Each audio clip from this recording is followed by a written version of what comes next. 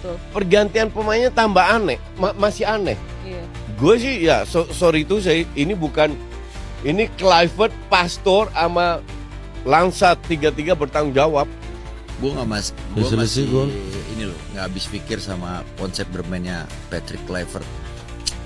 Iya, secara permainan, secara sistem belum ini. Waduh, jelek. Parah ini Pak. Pertandingan Indonesia versus Saudi di Jeddah. Ini kita supporter Indonesia semua ditahan ini. Tidak ada yang masuk satupun. Strategi aneh Patrick Kluivert hingga drama khas tim Timur Tengah, supporter timnas dikerjai Arab Saudi.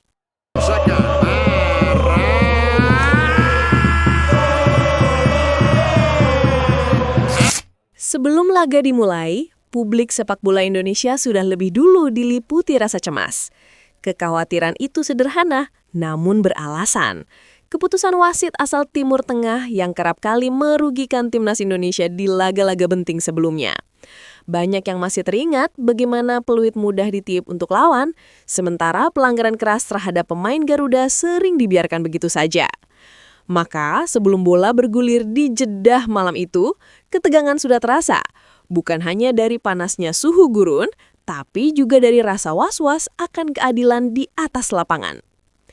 Namun, kekhawatiran itu ternyata datang dari arah yang tak terduga. Bukan dari wasit, bukan pula dari lawan, melainkan dari Patrick Kluivert sendiri. Begitu daftar susunan pemain diumumkan, suasana di ruang diskusi dan media sosial langsung berubah. Supporter terpaku, analis terdiam, dan komentator saling pandang. Karena yang terlihat di layar bukanlah susunan terbaik yang diharapkan publik. Kluivert mengambil keputusan yang sulit dijelaskan. Ia justru mencadangkan 3 pemain kunci yang selama ini menjadi fondasi permainan Garuda.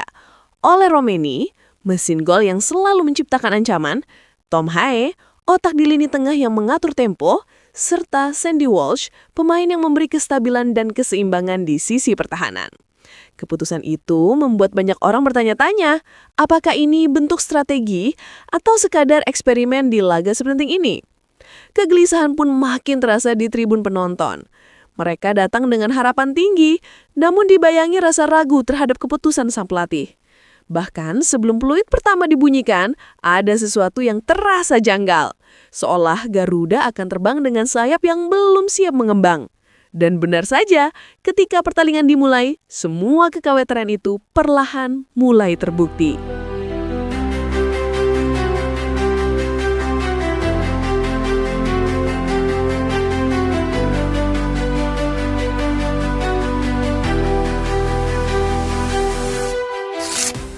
Begitu peluit babak pertama berbunyi, arah permainan langsung menggambarkan apa yang sebenarnya sedang terjadi. Indonesia kehilangan bentuk. Garis pertahanan terlalu dalam, lini tengah terlalu renggang, dan koordinasi antar pemain seakan tak berbicara dalam bahasa yang sama. Kluivert tampak tenang di pinggir lapangan, tapi apa yang ia rancang di atas kertas tidak berjalan seperti yang diharapkan di atas rumput hijau. Lini tengah menjadi sumber kekacauan. Tanpa Tom Hae, aliran bola Indonesia tersendat. Mark Klok berusaha mengatur tempo, namun sering terjebak di antara tekanan 2 pemain Arab Saudi. Joey Pelupesi tampak kehilangan orientasi. Ia mencoba menutup ruang, tapi tak tahu kemana harus mendistribusikan bola berikutnya. Beckham Putra yang dipercaya sebagai gelandang serang kerap terisolasi di antara barisan pemain lawan. Ritme permainan Garuda tak pernah benar-benar hidup. Dari sisi kanan, Yakub Sayuri mendapat sorotan. Dipercaya sebagai wingback dalam sistem yang menuntut disiplin tinggi, ia tampak canggung dan sering terlambat menutup ruang. Beberapa kali ia tertinggal saat harus mengantisipasi pergerakan Feras Alburaikan. Celakanya, setiap kali Arab Saudi menyerang, bola hampir selalu diarahkan ke sisi kawan Indonesia. Titik paling lemah yang tampak jelas sejak menit-menit awal. Dan dari sanalah tekanan demi tekanan lahir. Martin Paes harus bekerja ekstra keras menepi serangan bertubi-tubi. Namun, koordinasi yang buruk akhirnya berbuah malapetaka.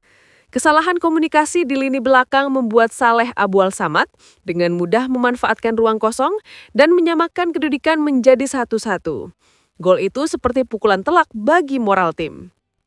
Padahal sebelumnya, Indonesia sempat memimpin lebih dulu lewat eksekusi penalti dingin Kevin Dix di menit ke-11.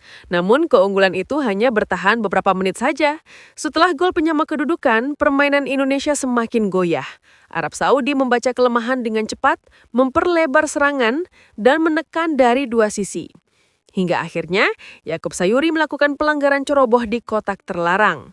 Firas Alburaikan menuntaskan penalti itu dengan tenang. 2-1 untuk tuan rumah. Di tengah pandasnya laga, muncul pula drama khas Timur Tengah. Guling-guling, teriakan berlebihan, dan aksi diving yang memancing emosi. Beberapa pemain Arab Saudi tampak memanfaatkan setiap kontak kecil seolah ditabrak seekor kerbau. Namun untungnya para pemain Indonesia tetap tenang dan tak mudah terprovokasi. Disiplin mental mereka patut diapresiasi, karena di momen-momen seperti itulah biasanya pertandingan bisa berubah menjadi kekacauan. Sementara itu, dari sisi lapangan, gestur Kluivert mulai berubah. Dari tenang menjadi gelisah, dari percaya diri menjadi panik. Ia tampak memberi instruksi keras, mencoba menambal formasi yang mulai runtuh. Namun semua itu terasa seperti tambalan di kapal yang sudah bocor besar. Eksperimen yang ia coba justru menjadi bumerang. Dan di akhir babak pertama, Indonesia tertinggal 2-1. Sorotan pun mengarah ke satu titik, keputusan fatal Patrick Kluivert dalam memilih starting line-up. Eksperimen yang semula diniatkan untuk kejutan taktik malah menjadi mimpi buruk yang membuat Indonesia kehilangan arah di momen sepenting ini.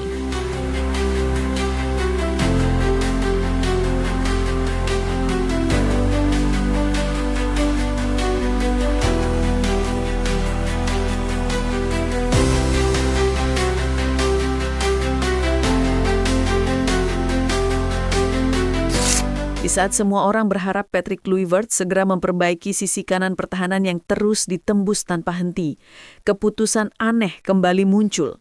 Dan kali ini, lebih sulit dipahami. Alih-alih memperkuat area yang paling rapuh, ia justru menarik keluar Dean James, pemain yang tampil cukup solid di sisi kiri. Posisi James kemudian digantikan oleh Janse Sayuri, sebuah keputusan yang sontak menimbulkan tanda tanya besar di benak semua orang yang menyaksikan laga tersebut.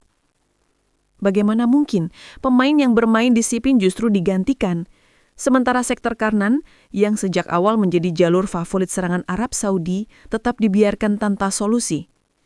Pertanyaan itu menggema, bukan hanya di tribun penonton, tetapi juga di ruang komentator dan di antara para analis yang menatap layar penuh kebingungan.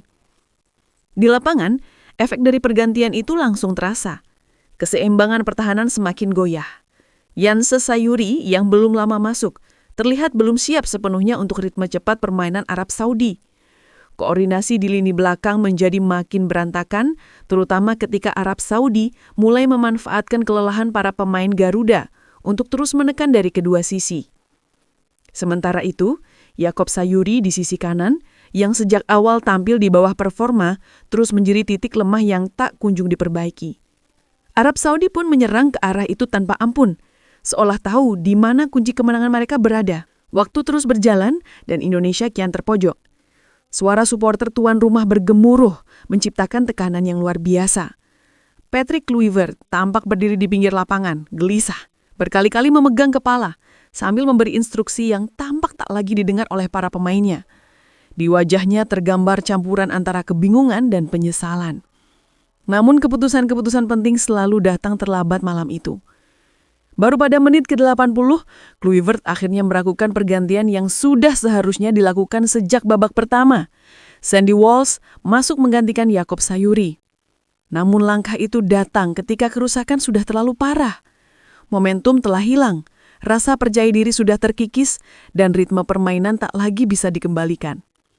Pergantian itu terasa seperti upaya memadamkan api besar dengan segelas air. Meski begitu, semangat Garuda belum benar-benar padam. Di tengah tekanan yang luar biasa, para pemain masih mencoba berlari, menutup ruang, dan mencari peluang sekecil apapun. Dan akhirnya, peluang itu datang juga. Kevin Dix sendiri maju sebagai eksekutor, dan seperti sebelumnya, dia menuntaskan tugasnya dengan ketenangan luar biasa. Tendangannya keras, akurat, dan membuat kiper Arab Saudi tak berkutik. Skor menjadi 3-2. Harapan pun kembali muncul di wajah para pemain. Tangan terkepal, pandangan tajam, dan semangat yang tiba-tiba menyala kembali di tengah sisa-sisa tenaga yang nyaris habis. Dan seperti sebuah takdir yang seolah memberi kesempatan kedua, Mohamed Kano kemudian melakukan pelanggaran keras terhadap pelanggaran yang membuatnya langsung diganjar kartu merah. Arab Saudi kini bermain dengan 10 pemain, dan atmosfer stadion berubah tegang. Indonesia mencium peluang besar untuk menyamakan kedudukan. Beberapa kali bola dikirim ke dalam kotak penalti, serangan datang bergelombang dari sisi kiri dan tengah, namun sayang, penyelesaian akhir tak berpihak. Waktu terus berjalan, wasit meniup peluit panjang. Pertandingan berakhir, Arab Saudi 3, Indonesia 2. Namun kekalahan ini bukan sekedar angka di papan skor. Ia adalah cermin dari sebuah kesalahan perhitungan, sebuah keberanian yang salah tempat, dan ketidaktepatan membaca karakter tim sendiri. Para pemain Indonesia jatuh terduduk di atas rumput, sebagian menunduk, sebagian menatap kosong ke langit malam Jeddah.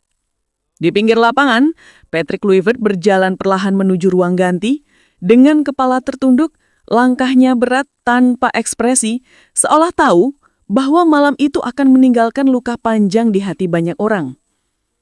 Para pemain tampak lelah, kecewa dan frustasi. Bukan hanya karena kalah, tapi karena mereka merasa tak pernah benar-benar diberi kesempatan untuk menang sejak awal. Di tribun, para supporter Indonesia berdiri diam. Tak ada ejekan, tak ada teriakan, hanya kesunyian pancang yang lebih menyakitkan daripada sorakan kemenangan lawan. Karena mereka tahu, tim ini kalah bukan karena kurang berjuang, tapi karena salah dipimpin di saat yang paling menentukan.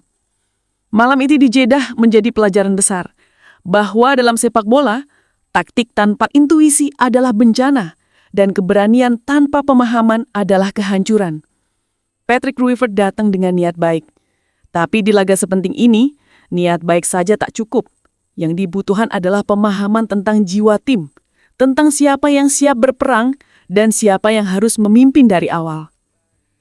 Dan malam itu, sayangnya, Kluivert gagal menemukan jawabannya.